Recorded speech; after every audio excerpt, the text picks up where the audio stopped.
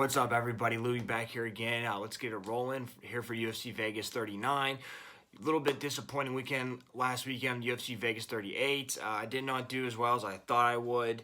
We had some fights fall through. Of course, you had the no contest with Kevin Holland and Kyle Dawkins. I was on Kevin Holland. He looked good. It was really too early to tell, but it is what it is. And then the main event, Chaga Santos taking on Johnny Walker, was very disappointing for everybody involved. And I thought Johnny Walker could get it done, and he didn't. Very long, boring fight. That's a lesson to learn. Sometimes when you got two crazy power punchers like that can knock you out with one shot, sometimes when they fight, nothing happens. Like Derek Lewis and Ngannou. You know, people it doesn't happen too often, but people forget that, and I forgot that, and you just gotta remember that for next time, and you gotta think about that when you're laying your bet. And then Nico Price getting it done over Alex Oliveira, a lot closer than I thought it was gonna be, but he pulled it out. And then Casey O'Neill, just kind of dispatching of Antonia Shevchenko. I thought Shevchenko could get it done. I like the underdog money on her, and she's a veteran, but you know, Casey O'Neill came through and weathered some early adversity and got it done. And she's the real deal, young prospect, and I really like what I saw out of her. Big win for her. So it is what it is. We did okay, but we're gonna do better this week. Some underdog spots I found, some tough calls to make, but you know, I shot my shot at some of these underdogs. Hopefully it pays off. Let's get right into it real quick. You got the, I believe, the feature fight on the prelims at women's strawweight. You got Lupita Godinez taking on Sylvia Gomez-Juarez. Gomez-Juarez stepping up on late notice from the Contender Series, I believe. Godinez, she took on Jessica Penne her last fight. And the first round of that fight, she's able to get the clinch on the fence, and she's able to take her down with the hip toss. But they get back on the feet. She eats a 1-2, and then she gets plum-tied, eats a knee or two. But then she eats a right cross in a striking exchange. But then she's able to land a 1-2, and she's able to get the double leg on the fence. But she's not able to get on top. But still using that pressure and forcing her weight on her. And then she lands a right cross. And then she tries the hip toss, but Jessica takes the back and gets in a standing backpack position. She's very tricky with that. It happened throughout the fight. But she was able to stay safe there. In the second round, she lands a straight to the head and then a body, and then she lands a leg kick, and then she gets a clinch against the fence. But then she gets passed by Jessica, and then Jessica gets in that backpack position again, gets around her back, very sneaky with that. But you know, she's able to get out of there eventually, and then she lands a jab as Jessica presses forward. But then she gets on top of Jessica whenever she wizard kicks attempt her. She's able to throw her hips in and land on top. And then in the third round, she reverses the clinch on the fence, and then she's able to keep the left underhook. Able to control with that, able to pull her down with that and move her around, which is good to see. And then they break out of there. She lands a jab to the body, and then a left hook to the head, and then she lands another jab, and then she lands a knee to the body in the clinch, and then she's able to stay on feet with Jess. After she tries to trip her down with the body lock, she's able to stay on the feet and stuff that takedown. And she looked good. Very close split decision. Honestly, can't really complain about it. I thought Godinez maybe could have got it done, but Penne won split decision. But, you know, Penne's a veteran, so really no shame there. And then Savina Gomez-Juarez, she fought, I believe, in a Mexican promotion her last fight. She took on Gilcea Pereira. In the first round, she lands a calf kick from distance, but she eats a few overhand rights, but she pumps the jab to keep her away at distance, and then she lands a 1-2, and then another 1-2, and then a leg kick, and then she's able to get out of the clinch attempt pretty fast, and then she lands leg kicks as Gilcea stalks forward, and then she's able to circle out of the clinch attempt, but she gets pressed to the fence with a flurry, but she's able to circle out, and then she stuffs the single leg attempt and gets on top. In the second round is when things get really messy. There's some bad refereeing. Basically, she just leg kicks the shit out of her and drops her a lot. And Gilcea is not able to get up, and the ref lets it go for way too long, but it is what it is. But let's just get to what happened. In the second round, she lands a jab and a leg kick and then drops her, and then she gets on top of her, lands a ground and pound, and then basically she knows she's not going to finish her, so she comes back to the middle, lets the ref stand her up, and this happens 2-3 more times. And she's very slow getting up, and you could tell she surges out enough, but the ref keeps letting it go on, but whatever. Very smart, though. Very good ring IQ from Silvana, not trying to finish her all at once and just blowing her arms out. But then she gets back up, and then she drops her with the right calf kick, and then gets back up, and she's able to drop her again with another calf kick. The same thing keeps happening, but then finally able to land some ground and pound, and then they stopped the fight finally. But so I thought Silvana looked really good her last fight, and I thought Lupita looked really good too. It's kind of tough to tell. I just think Silvana is fighting lesser competition. Silvana is plus 220, and Lupita is minus 275, and I don't like that line obviously, but it's women's, and I thought Lupita looked really good against a UFC caliber fighter. Honestly, it's tough to tell with middling women competition, but it's anybody can win. Like Silvana has a chance, but it's short notice.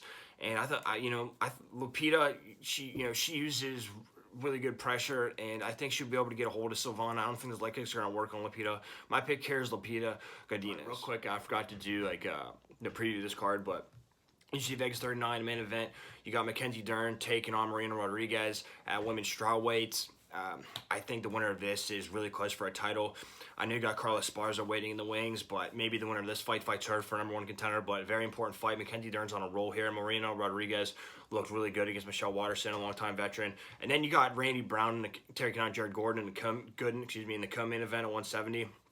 Randy Brown's one of those guys, like I've been saying, he can dominate anybody except top 10 guys, I think. But Jared Gooden, not really a great fighter. Lost to Alan Joban, but had that great knockout against Stolze last fight, so it should be interesting. It'd be a big win for Gooden, and then if Randy Brown wins, he's definitely going to fight elite competition next. You got Tim Elliott and Mateus Nicolau. That's going to be a fun scrap right there at flyweight. And then you got Phil Haas taking on Deron Winn. That's my favorite fight of this card, I think, or one of them. That and Randy Brown fight's going to be awesome. Deron Winn, it's do or die for him. And Phil Haas, if he can get past Deron Winn, he's going to get a big boost. So it should be a fun fight. Okay, anyway, let's get back to it. I believe the main event of the prelims at 145, you got Charles Rosa taking on Damon Jackson. Charles Rosa, his last fight, he took on Justin James. Unfortunately, it was the third loss to Justin James contract in a row, and I guess he bet on himself and lost, but it was a pretty good fight. Let's get into it. In the first round, he eats a lead left hook from James and then a 1-2, but he pumps his jab and he backs up and he comes forward with the 1-2 of his own, but he eats a counter hook, but then he loads up and throws left and right hooks, and then he lands a left hook and it comes in for a flurry combination and just really gets in Justin James' face and lands a lot on him. And then he throws hooks, and then he gets a double on the fence, and then he's able to get back control for the rest of the round, and, attempt the rear naked choke and just maintain control and really win that round for the judges. In the second round, he lands a leg kick, but he gets doubled to full guard. And then Justin pulls that guillotine attempt, but he gets back to his feet, and then he's able to get the front headlock, but then he sprawls in the side crackdown position with the crucifix, so he kind of traps his arm with his knee and just starts elbowing and punching and just trying to do damage, even though it's an awkward position. And then he gets the Peterson crucifix where his back is on Justin's chest, but then he's able to land ground and pound from there. But then he gets reversed and Justin gets on top, but he did a lot of damage that round.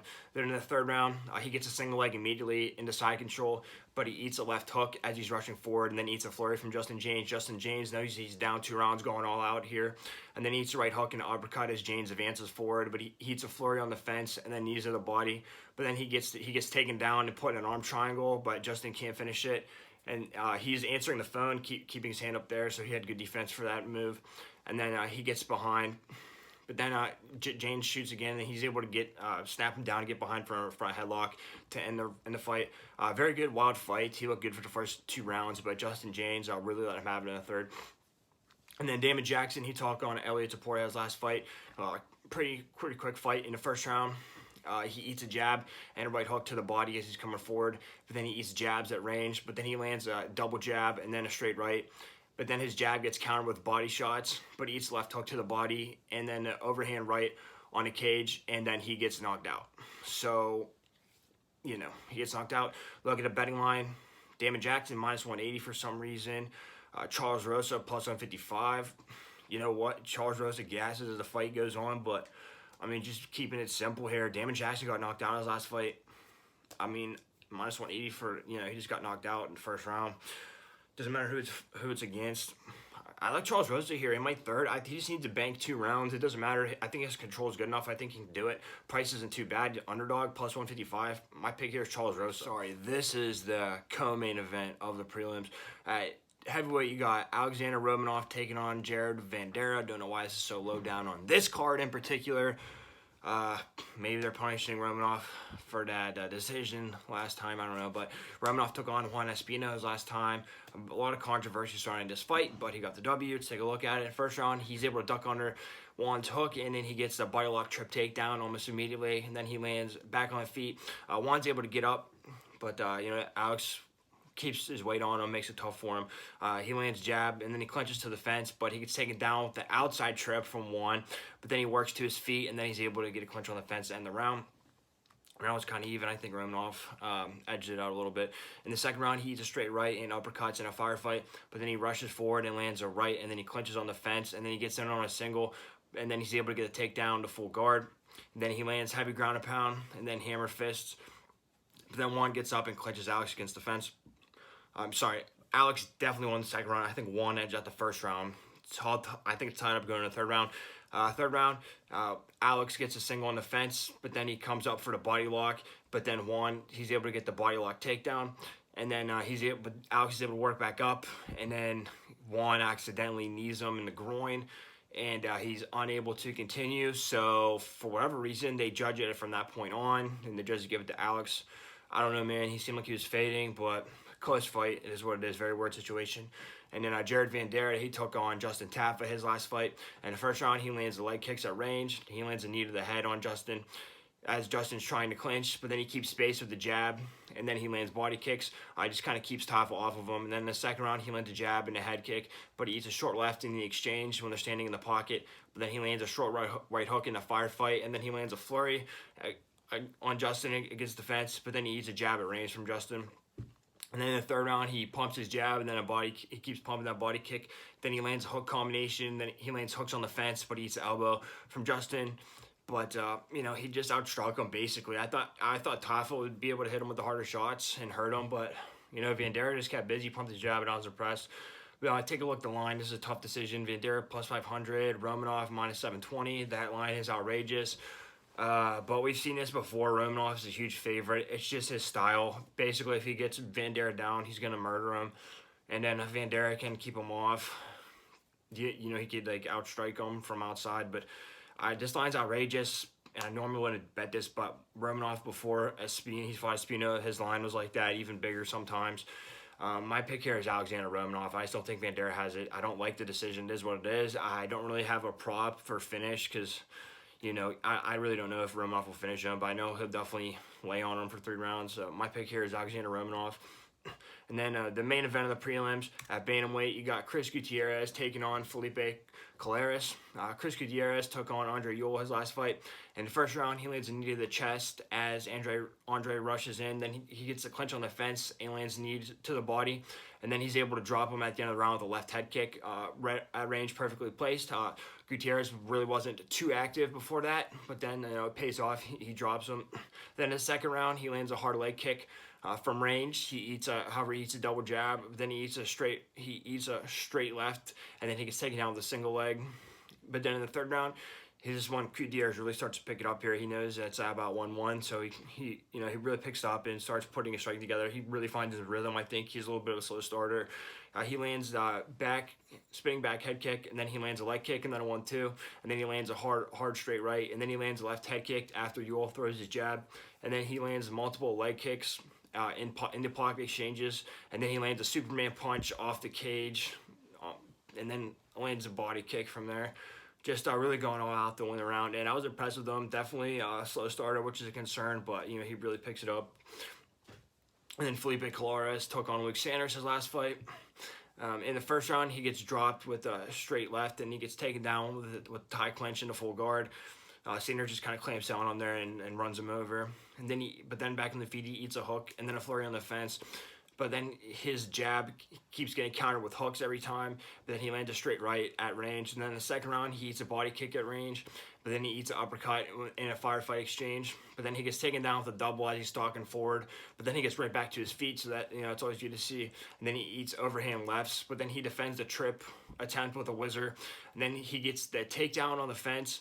And then he's able to get around the back and land some ground and pound to end the round out. Then the third round, he shoots a double from range, but it gets stuffed. But then he eats left crosses moving forward. But he lands a spinning elbow and lands a body kick, but he gets taken down. But then again, he gets right back to his feet. He can't really keep this guy down. And then he's able to get his own body lock trip to end the round on top. Competitive fights here.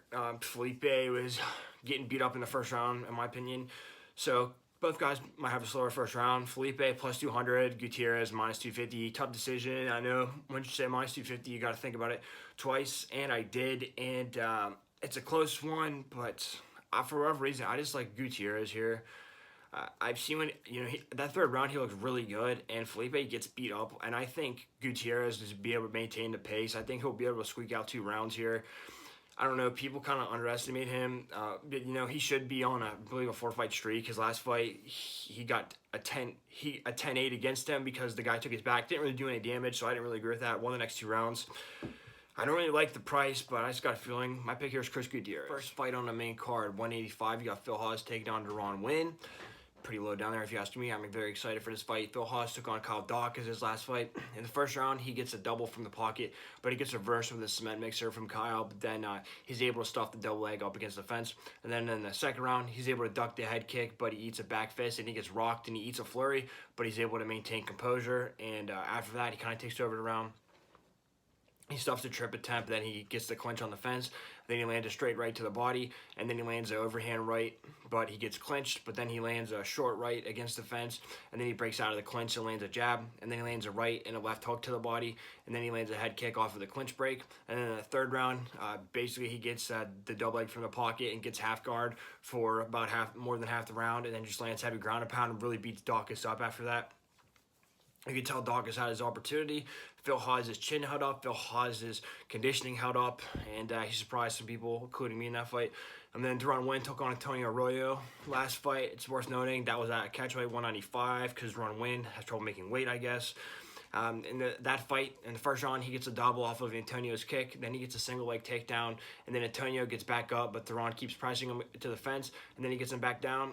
And then he eats a leg kick, and then a flying knee and a right cross. He eats a jab, and then a 1-2. But then he gets his inside single attempt is stuffed. And then the second round, he keeps the pressure up. He's able to get him down more. He eats a jab, but then he gets a single off of Antonio's back kick, which is bad IQ from Antonio.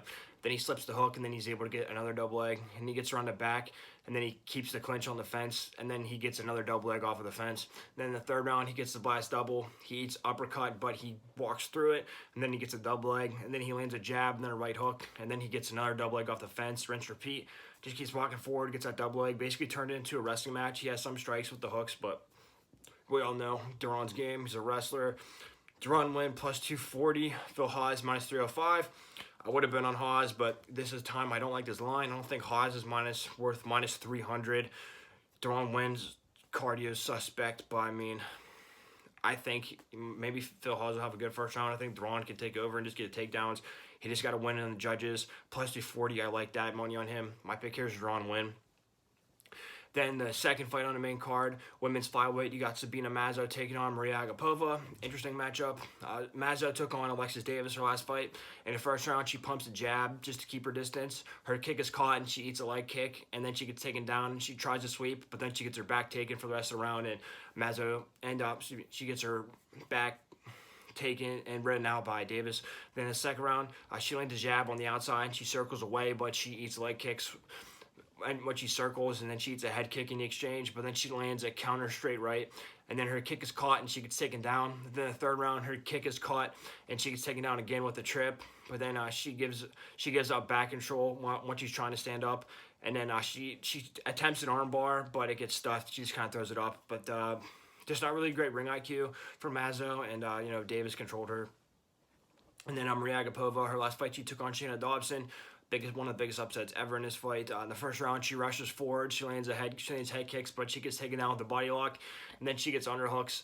And then she's able to get the takedown with the body lock trip. But they get back to the feet. She rushes in and gets taken down with the body lock toss. And then she gives up her back. But then she gets out of an armbar attempt. And then she's able to get Dobson's back. And then she gets a rear naked choke attempt when she's on top.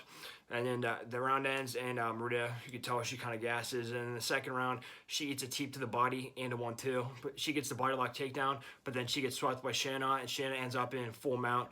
Lands a lot of ground and pound, and then Maria gives up her back and Shayna's able to get her back in and just rain down punches and get the TKO victory. Tough one to watch for Agapova. She was a big favorite in that fight, but it is what it is. Maria Agapova, plus 150, Mazza, minus 170. You know what? I think Agapova just gassed out, didn't respect Dobson. Hopefully she learned her lesson. Been off a little bit, but that's okay in women's, in my opinion. I like the plus money here. My pick here is Maria Agapova. That's all it is. I like that line. And then for the feature fight on the main card, 125 men's flyweight, you got Tim Elliott taking on Mateus Nicolau. This should be a fun fight. This is kind of make or break for Tim Elliott here. If he's kind of on a resurgence here, a 2-fight win streak, he gets past Mateus. You know, he'll be a contender, and if Mateus gets his fight, it'll be a big name to boost him up as well. Tim Elliott took on Jordan Espinosa his last fight. A very good fight for him, in my opinion. Total dominance from him. In the first round, he chases with left hook, with a left hook, and then he gets the clinch on the fence. He rolls his shoulder to avoid the head kick, and then he gets a single leg into back control, and then he's able to keep. Espinosa gets up, but he's able to keep him against the fence. Just doesn't let him breathe, and then he's able to keep him. His sitting against the fence, he's able to keep him there. Excuse me, he doesn't stand up. He keeps him there, his butt against the fence, and kind of sits in that the double, has both of his legs in that position. Just doesn't let him get up, doesn't let him breathe, even when he can't get his back. So that's why I liked. He just stuck to him the whole first round, and then the second round he's able to duck the head kick, and then he gets a single leg, and then he gets another single off of the hook, and then he gets into half guard, and then he gets the back control up against the fence. And then in the third round, he gets a single against the fence and lands a flurry to the body. And then he gets back on his single leg, and then he's able to get the takedown. And then from top position, he lands elbows and ground and pound for full guard. And then he's able to get half guard and just makes it ugly. Presses his forehead into his forehead, and just makes it bloody, makes him hurt, and just is grimy. And that's what I like about Tim Elliott. Not the most flashy guy, but when he gets you down there, if he can get you down there, he's gonna make it hard for you. So it was a really good performance from him from start to finish. And then Mateus Nicolau, he took on Manel Kape's last fight. Very close fight, very, very entertaining fight. In the first round, he shoots a double off of Manel's jab to the fence, and then he gets the body lock trip takedown. And then he jumps a guillotine, like up in the air, jumps it, but he doesn't get it. But he's able to land on his feet, thankfully. And then he catches Manel's flying knee, and he's able to get the takedown. And then the second round, he gets backed up and eats an uppercut, but he eats a check left hook from Manel. Then he lands a right hook as he's getting pressed. And then he eats a right to the body on the fence from Manel. And then he tries the knee tap, gets the underhook and tries to take him down across the mat, but Manel's able to stuff it. And then he eats right hands on the fence from Manel. And then the third round, he lands jabs and a right hook, and then he shoots a single leg, but he gets stuffed. And then he lands left uppercut and then a right hook. And in exchange, he eats 1-2s from Manel, but he gets pressed. He eats a knee to the head as he's trying to shoot. So Nicolau looked really good the first couple rounds. And then the third round, Manel really turned it on there. But personally, it was a close decision. Personally, I think Manel won, but Nicolau didn't look too bad. I just think he turned it off in the last couple rounds. Definitely the last round. And that's when Elliott goes hard. He'll press toward the end and make it ugly, like I said. He did the most of his dirty work in the third round and just landed all that ground and pound in the last round. Mateus is minus 200 and Tim Elliott plus 170.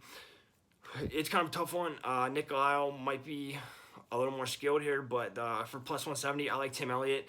I think he might have a tough first round, but second and third round, I think Tim Elliott's card is going to hold up. I think he's going to be able to get a takedown, get some control, land some ground and pound, land some elbows. My pick here is Tim Elliott. Finally to the co-main event, which I think is a banger. I think it's a good fight. I'm excited for it. 170, you got Randy Brown taking on Jared Gooden. Randy Brown, his last fight, he took on Alex Oliveira. Very good performance from Randy Brown. In his first round, eats leg kicks as he's pressing. But then he's able to find his rhythm, lands a left hook, lands a straight right, and then he drops Alex, and then he lands some ground and pound, and then he gets around his back, and then he gets standing position, standing backpack, gets a rear naked choke with one freaking arm, and taps him out when they go to the ground. Just really good performance, made quick work of him. And like I said, if Randy Brown's not fighting a top 10 guy, he's going to mow right through them. So it looks really good. Jared Gooden, his last fight took on Nicholas Stolze, very quick fight. Big knockout for him, lands a lead left hook and then a straight right and gets a double off the fence. And then he lands a left hook and then a straight right and he gets the knockout victory. Just kind of gunfights with him and gets it done. He's very powerful. But, if he can't hit you with a big shot, it's tough for him. Fight before that, he took on Nurmagomedov. Hope I said that right. In the first round, he pumps his jab at range, lands a straight right, and then a left hook in the exchange. He eats a lead left hook and then a body kick from Abukabar. And then in the second round, he eats a jab at range, but he keeps eating jabs at range, and then he keeps getting backed up. But then he comes forward and lands a left hook to the body. But then he eats a head kick, and then he misses a jab, and then he eats a right hook for it. And then in the third round, he comes forward, pumps his jab, throws a 1-2, but it's too short, just cannot get in the range. Abukabar is doing a good job of slipping out. And then he gets taken down with the high crotch when they're in the pocket exchange, getting ready to strike. And then he gets up, but then he gets mat returned, but then he gets back to his feet. You know, he doesn't stay down there too long. Then he eats a left hook to the body, and then a 1-2, and then he gets taken down with a double and a half guard to end the fight. Okay performance from him, but like I said, if he can't hit you with that power shot, really doesn't have a path of victory, in my opinion. Gooden plus 190, Randy Brown minus 235, minus 230. Don't love the line, but you know I really have confidence in Randy Brown here. He might get clipped early or something if he can withstand the first round. I think he's fine. I don't really think it'll come to that. I think Randy will be able to hurt him early. I think my pick here is Randy Brown. I'm really high on him. And then for the main event, I think it's a good fight. I'm excited for it. Women's strawweight 115. You got Mackenzie Dern taking on Marina Rodriguez. Like I said, huge fight. Winner of this fight, probably #1 contender fight in my opinion. Mackenzie Dern took on Nina Nunes her last fight. Nina Nunes coming off a bit of a layoff, but Mackenzie looked fabulous regardless of the circumstances.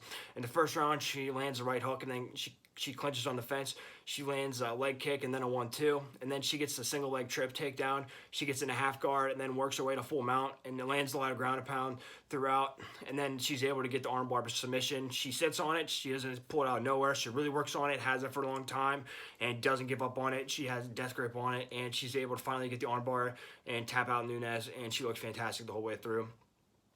Just so smooth, and you know, one of the knocks on her was like, oh, she's really good at jiu-jitsu, really good on the ground, but she has trouble getting it there. Well, she just got a takedown, so that shows me she's improving.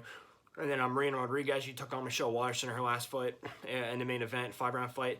In the first round, she lands a left hook and then a straight right, and then she presses forward and then lands a right hand. She eats a leg kick, but then she lands a flurry and a knee to the body in the tie clinch. And then in the second round, she lands a straight right, and then she gets out of the clinch and lands right hook, and then she lands a knee to the body in the tie clinch. She really goes that tie clinch. That's one of her go-tos, and she does a lot of damage in it. And then she lands right hooks, and then she gets the tie clinch again on the fence, and then she lands a hook flurry, like left right hooks, and then knees to the body on the fence. She did that a couple times to Waterson, but you know, Waterson's tough. She could take it, but you know, a lot of quick spurts of attack from Marina, and you know, she does a lot of damage, can get in and out really quick. Then in the third round, she gets reversed in the clinch on the fence, but then she lands a left-right hook flurry again, and then she eats a side kick and then a leg kick, but she eats a head kick and then a jab as she's stalking forward, but then she lands a left-right hook, and then she lands a leg kick and then a 2-3-2 combination, and then she lands another flurry on the fence. And then in the fourth round, things get a little dicey for Marina, but she's okay. In the fourth round, she lands a head kick and then a 2-3, but then she eats a jab, and she gets taken down with the body lock trip and half guard. One of her weaknesses is grappling, and we finally saw it. She was able to stay on the feet that long the first 3 rounds, but she finally gets taken down in the fourth round, and she could not get up, really didn't have any answers, didn't try to sweep or anything, so that's a cause of concern for me against Mackenzie. And then in the fifth round, she eats a left-right, and then a kick, and then a left head kick, and then she eats a right side body kick off of her right hook, but then she lands a 1-2, and then she lands a leg kick, and then a straight right, and then she lands a left head kick to finish the round. And you know, Michelle caught her. She ate a left head kick that busted her jaw open, and then she ate a side kick to the body. I think, you know, that close round, like, she didn't get dominated, but you know, she got hurt a couple times, so she can get hurt. She makes some mistakes later on in the fight. Take a look at the betting line. Marina Rodriguez plus 155, Mackenzie Dern minus 180. You know, I just don't think Marina is quite ready. I think Mackenzie Dern has made a lot of improvement. She's on a tear here. She just got a quick finish over Nina Nunes, who was really good before her layoff. I don't hate the price. Minus 180. My pick here is Mackenzie Dern. Thanks, guys. I appreciate you riding with me, watching my videos. A little bit of a slump here, but really hoping to win. I say that every week, but it is what it is. I did my research. I picked some underdog spots. I took some chances, so you know, you gotta take some chances to win some big money. Please follow me on Twitter, Instagram, Snapchat. I'll do a post-fight reaction Please leave a comment down below. Please like, subscribe, tell people. Let me know what I can do better. Let's have a conversation. There's some improvements I'm working on making. But just talk to me. And if you want to learn more about sport, I can hopefully tell you some stuff you need to know. Anyway, guys, thank you. I appreciate it. And let's win this money.